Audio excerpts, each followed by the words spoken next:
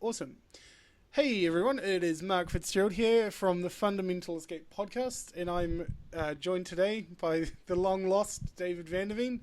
It's been a while since we've connected, but we're just going to do a bit of a 20 minutes. We've got about 20 minutes to chat about entrepreneurship, which I'm super excited about because it's something I've been dabbling with for the last few years, and I'm getting back into it again with the project I'm working on. So, welcome back, David Vanderveen. Hey, thanks. Happy to be here. Can you hear me okay? I can. It's very rare that I call you by your full name. Yeah, I was expecting Vandy's. I'm a little Yeah, disappointed, I'll but throw in a few Vandies. It's cool. uh, Alrighty. So yeah, I'm keen. Obviously, do you want to give a bit of a synopsis about your life as an entrepreneur, just for context? yeah, sure. So, I'm in my late 40s now. I've most of my life I've been some version of an entrepreneur. Obviously starting with simple businesses, service businesses. Whether it was a kid, I decided to get into surfboard repair or mow people's lawns. I think those are simple things people do that they may not even realize are entrepreneurial. They're not looking for a job. They're creating an opportunity of their own. Um, it's funny. When I was in college, I had a jewelry company with a friend of mine that was very productive. And the funny thing was, my dad said to me when I turned about 22, I guess when I was graduating college, he basically said, "You're not on my taxes anymore. You should always have a company, whether you make money or not, because the way American taxes work, if you have your own business, you get all kinds of tax advantages. You can write things off that you don't Oh, have nice. if you Yeah. just have a." So I've had my own business since I was, well, formally since I was about 22, like my own actual DBA that I filed my own taxes with. And yeah, I've done a lot of different startups and turnarounds. I did a large .com in the late 1990s called Nonstop Net. I was a part of that. We raised about $60 million in two rounds. Um, I was the CTO at a big startup in Seattle, and then also worked at a couple big companies. I went through a series of acquisitions to Computer Associates, but helped them start up a services-based business there, or a consulting firm. And then in 2001, helped found Excess Energy Drinks and launched it. Kind of cleaned up a whole disaster there that had happened through the startup of that company, and relaunched it in 2002 with Amway. That was our distribution channel. We were the first one to do sugar-free and heavy B vitamin energy drinks with a lot of great tasting flavors. And now we're in sports nutrition, a lot of things. But since 2002, we've been distributing through Amway. In 2015, they bought us. We're almost at the end of my 3-year earnout process, and we've had a very, very successful ride, and Cool. wouldn't wouldn't change anything so far. I'm having a great time in life. Yeah, yeah. Well, that seems to be the entrepreneur sort of way. Is just like riding the wave and you just keep getting back up. That's what I find is working. That's how I sort of see it. Um, so yeah, I'll just dive into some of these questions. So my first question would be: would you say that the entrepreneurial spirit is something that is innate, or is it something that can be fostered and cultivated? I think both. I mean, I think it's kind of like intelligence. Like, is it innate? Are we born with it, or do we develop it? And I think both obviously have a big impact in who we become. But I think a lot of people. I mean, I think probably there's a, I don't know how true this is, but I think there's a small percentage of people that are self-starters, probably 10%, and you see that in a lot of areas in life. You see it in business. You see it in business. We call those people entrepreneurs. But you also see it in other ways. Like, I was talking to my dad about, when Rob Bell's book came out, Love Wins, and there was a lot of discussion about it, and largely a lot of fear of even talking about some of the ideas in the book. My dad, who's a doctor, he's had his own private practice for a long, long time, and has been on the board of churches. He's been an elder and president of the school board. One of the things that he said to me is he said only a small percentage of people in a congregation or a school or a business or whatever really want to wrestle with ideas. Most people just want the answer. Yeah. Oh, And yeah. Absolutely. right, and so I think what entrepreneurs really are at their heart are people who love to wrestle with the problem, love to Hmm. struggle with it. They learn to enjoy that work, and and Oh man. I'm finding, sorry to jump in, I'm just finding so much solidarity with what you're saying because for so many years I've been that sort of person, like always the one asking questions, and I've always been so confused as to why everyone else around me isn't the same way. And I'm just like, oh, it's because maybe I'm like this entrepreneurial kind of person, you know? Yeah, no, exactly. And I think so. I think that what you start to realize about yourself, and I'm sure you're here, is that yes, solving the puzzle's fun. Solving the Rubik's Cube is fulfilling in many ways, but ultimately it's struggling with the Rubik's Cube that makes the Rubik's Cube the toy you want to play with. Mm.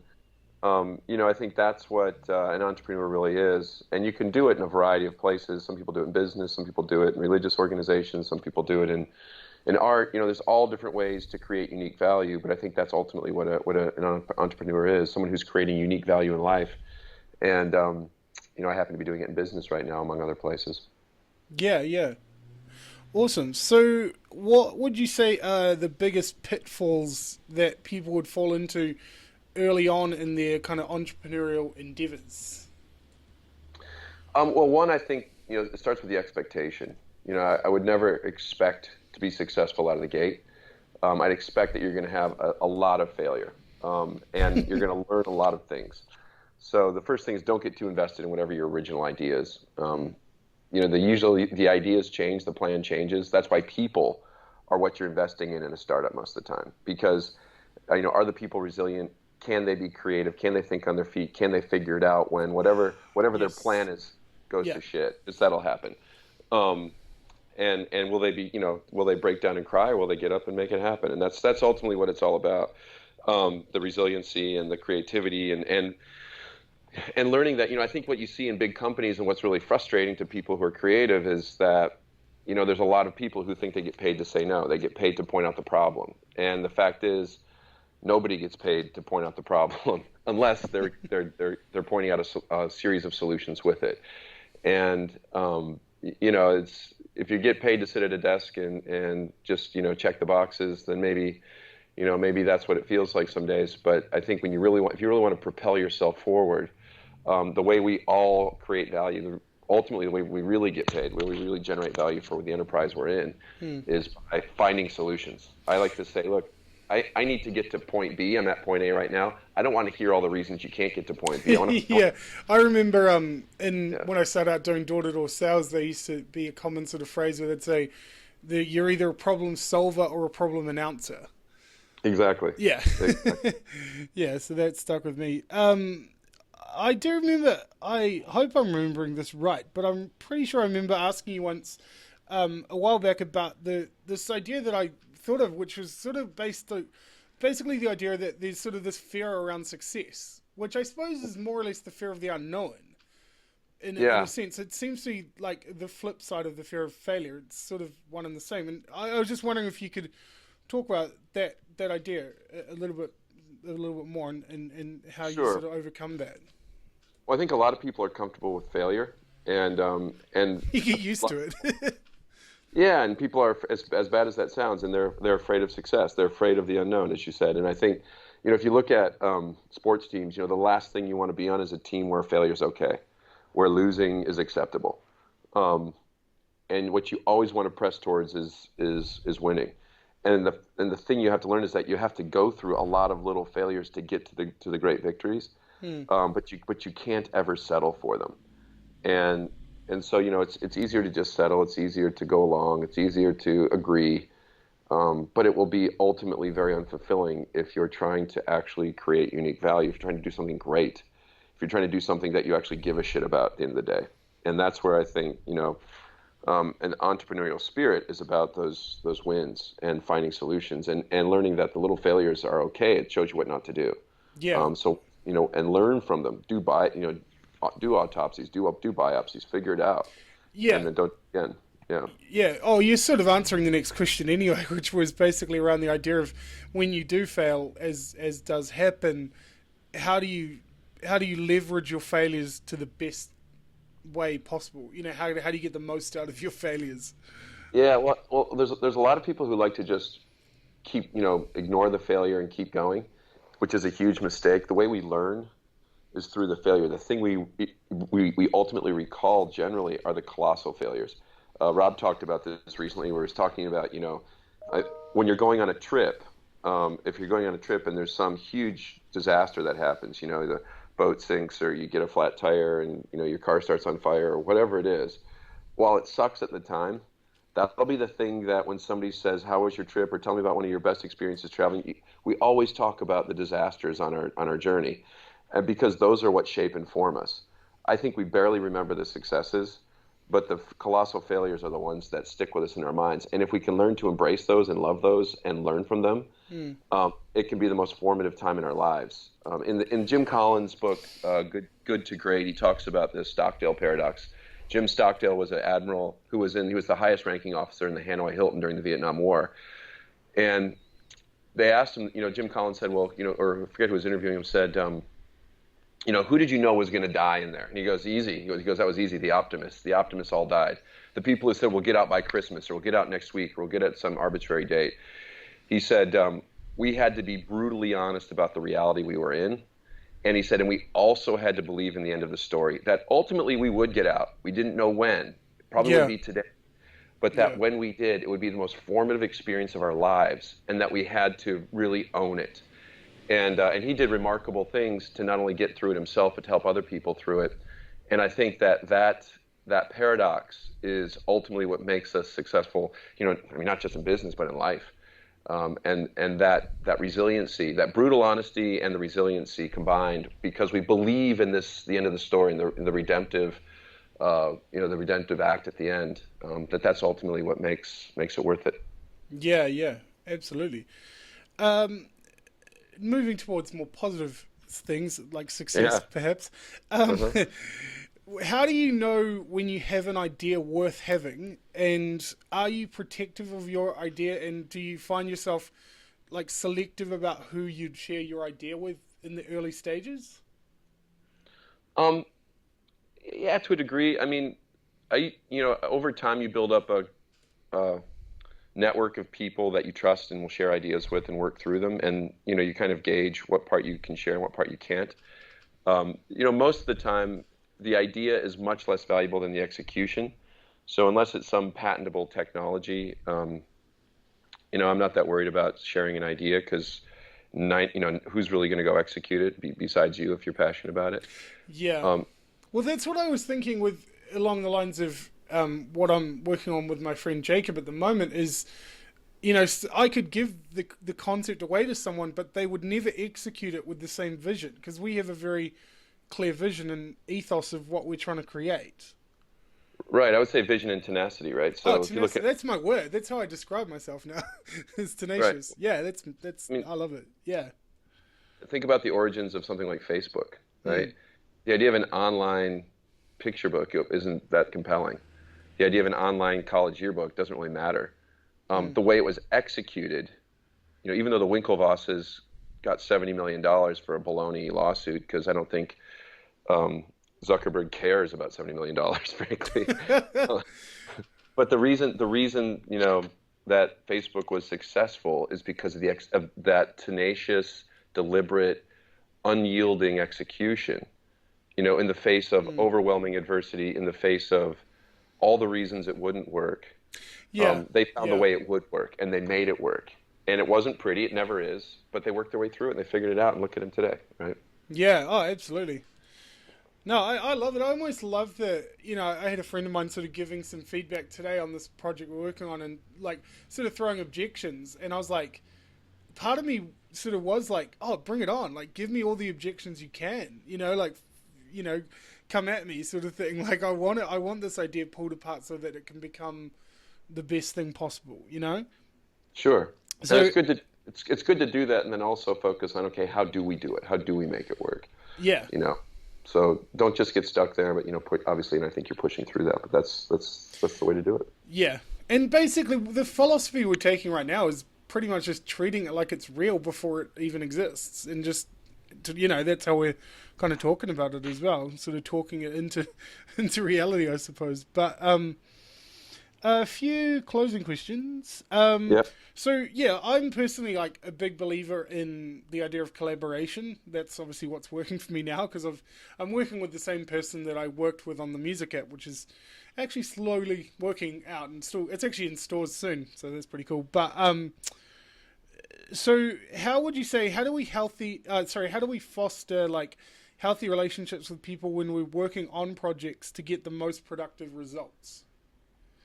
I think the most important thing is to focus on this is anytime you're telling a story, presenting to an audience, or building a partnership or relationship, a human relationship. I think it's antithetical to being human in a lot of ways, but what we have to focus on is why do they care? Why do they give a shit about what I'm talking about? And the answer is not because my idea is so brilliant. No one cares. You and I, we are the only ones who think our ideas are brilliant. They don't care. Right? So the reason they'll think it's brilliant is because it gives them tremendous value, right? Not because it gives us tremendous value. And so if we focus on that first, how do I add tremendous value to this person's life? How will this really help them? And don't assume it will, but really ask them a lot of questions about what they're doing and how, and how this might fit into that to really drive value there, and see if they see it. A lot of times sometimes we have assumptions about what they're doing where we think it's going to add value, but then when we ask them questions, we find out, maybe. Yeah. So right. it sounds like you're basically saying actually give a shit about them as a person. Yeah, exactly.